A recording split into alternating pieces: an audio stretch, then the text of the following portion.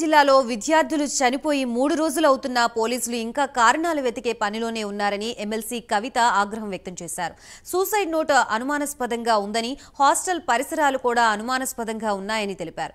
పోలీసులు తక్షణమే ఇన్వెస్టిగేషన్ వేగవంతం చేయాలని కోరారు.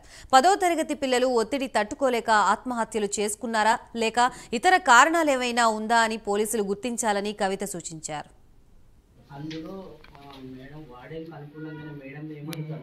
ప్రతి ఒక్కరు సూసైడ్ చేసుకునే ముందు తల్లిదండ్రులు నన్ను క్షమించండి.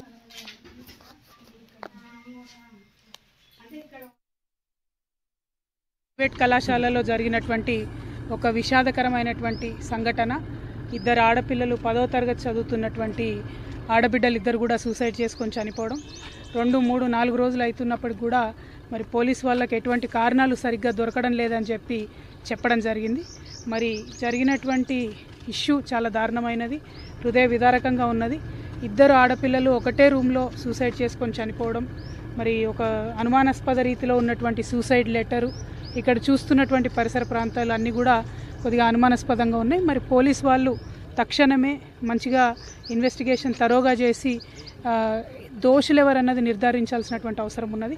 ఎందుకంటే ఎక్స్టర్నల్గా బయట నుండి ఎవరో వచ్చారు అనేటటువంటి అనుమానాలు కూడా చెప్తున్నటువంటి నేపథ్యం కనబడతా ఉంది. కాబట్టి యాజమాన్యం కూడా ఈ అంశంలో సంపూర్ణంగా పోలీసులకు సహకరించాలి. పోలీసు వాళ్ళు పారదర్శకంగా మరి ఇన్వెస్టిగేషన్ చేసి తక్షణమే రిజల్ట్ ఇవ్వాలి. ఇది మనం పేరెంట్స్గా కూడా మనందరం కూడా ఆలోచించుకోవాల్సినటువంటి సందర్భం ఏంటంటే 10వ తరగతి చదువుతున్నటువంటి పిల్లలు మరి వాళ్ళు ప్రెషర్కి తట్టుకోలేక ఇవాళ ఆత్మహత్యలు చేసుకుంటున్నారా లేకపోతే ఇంకేదైనా జరిగిందా, ఈ పరిస్థితులకు కారణం ఏంటి, మన పిల్లలు సేఫ్గా ఉన్నారా లేదా, ఇటువంటి భయాందోళనలు పెరుగుతున్నటువంటి నేపథ్యంలో మరి ప్రభుత్వం తక్షణమే పాజిటివ్ చర్యలు తీసుకోవాలని చెప్పి తెలంగాణ జాగృతి పక్షాన బీఆర్ఎస్ పార్టీ పక్షాన డిమాండ్ చేస్తూ ఉన్నాం. Thank you. జై తెలంగాణ.